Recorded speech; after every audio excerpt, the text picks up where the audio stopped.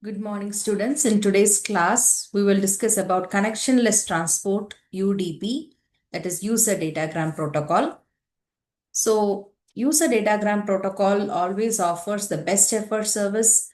So, in UDP, when the applications are using UDP, the packets may be lost, delivered out of the order.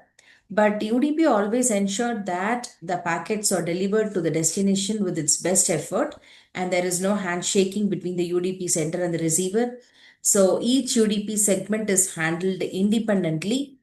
And where is this UDP used actually? So UDP does not have the advantage like TCP, but where are we using this UDP? So wherever you expect that the round trip delay should be less, okay, and you don't want any connection establishment, you don't want the application to waste its time on connection establishment, then we'll go for this UDP transport.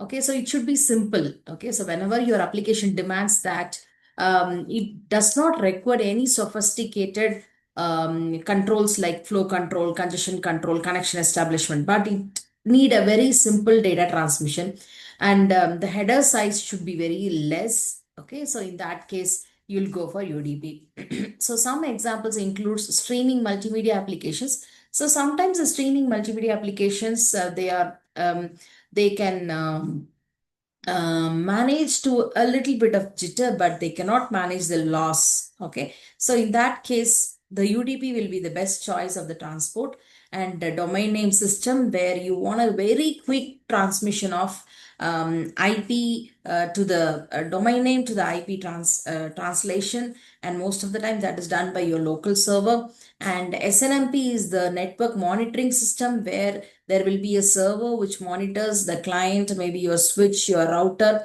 understanding how many packets have moved in the network, how many packets have been dropped, what are the protocols that the particular device has addressed. Okay, and also HTTP version 3, which makes your web application very fast. So now you may ask a question like applications in HTTP, which requires a reliable data transfer, and UDP does not offer it. So who will do that? Who will take care of it? Now, in that case, the application layer protocol will take care of the reliable data transfer and the congestion control concepts. Okay, so the application layer says, I want the data very quick. Okay, so but the managing the data in terms of its reliability and congestion control, I'll take care. So in that case, we can go for the user datagram protocol. So the user datagram protocol is defined by the RFC 768. You can refer this document for more details on it. So how does actually the user datagram protocol works? Let's say we have the SNMP client and we have the SNMP server, right? So here is the client and here is the server. So the server can be a network monitoring system. Your client can be a switch that you have installed in the network. And maybe a server is asking a question to this switch. So let me say, yeah, here they have drawn a router.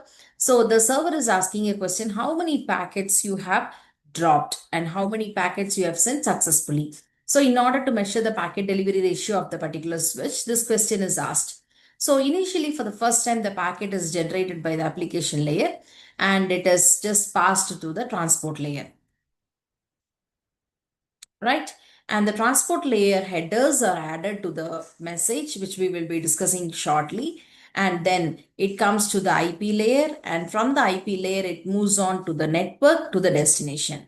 So what happens in the destination is the destination receives, okay, the network layer receives the packet, and then it moves on to the transport layer.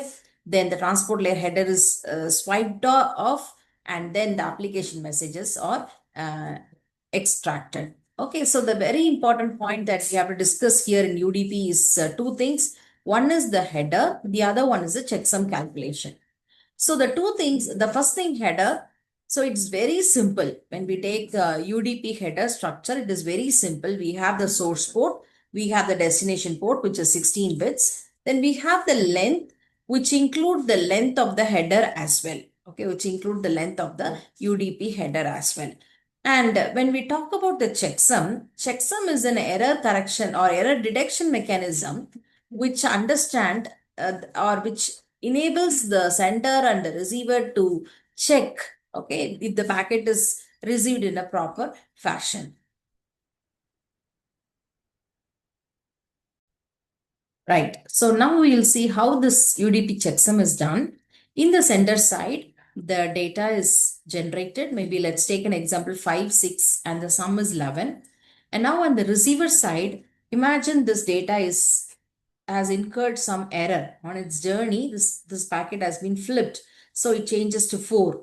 Okay. And now when the sum, okay, they in the receiver will do a sum. Okay, receiver will also calculate a sum and it will compare this sum with the received checksum. Okay, so now you understand that 10 is not equal to 11.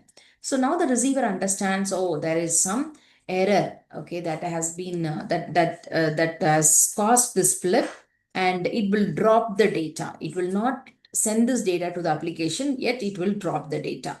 Now we'll see in detail how this checksum is calculated, right?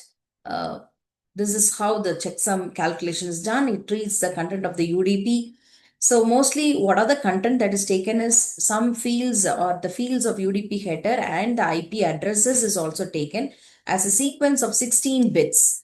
Okay. And the addition is performed and the checksum is calculated. So it takes the destination port, source port, length, and it takes few fields from the IP also, and it just wrap those data into 16 bits and calculate the sum and put it in the checksum field, right?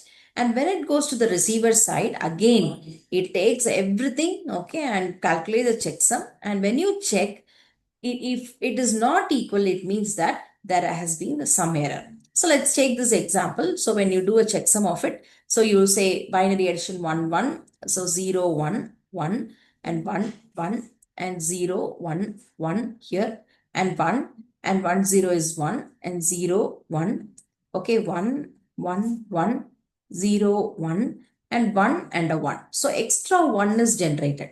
So usually what you have to do is you have to wrap and bring it here. So this is called wrap around carry.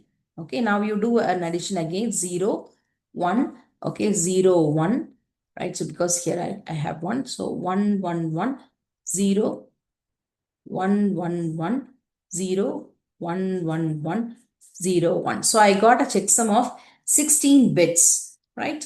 And now what happens actually is here, yeah, it's calculated, it's wrap around, okay, and the sum is calculated, but checksum is the ones complement of the sum.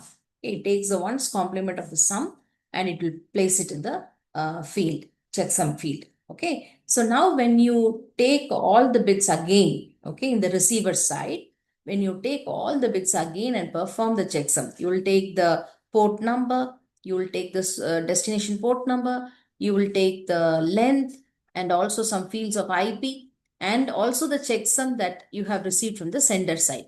So when you do it, the answer should be all zeros. So if the answer is not all zeros, it means that there has been some error. So now when you talk about UDP, so when you summarize UDP, UDP is a no-frills protocol, which you have the segment may loss, delivery is out of order, but it always hope to give you the best effort service, right? And UDP does not have a very hectic process of handshaking. It okay, so it does not have the process of flow control, congestion control, but mostly these processes are taken care by the application layer whenever it uses UDP. And little bit of it, it can help to contribute to the reliability by enforcing checksum. All right. So whenever the application uses or the application prefer to use UDP, all its reliability, its congestion control, its flow control has to be taken care by the top layers.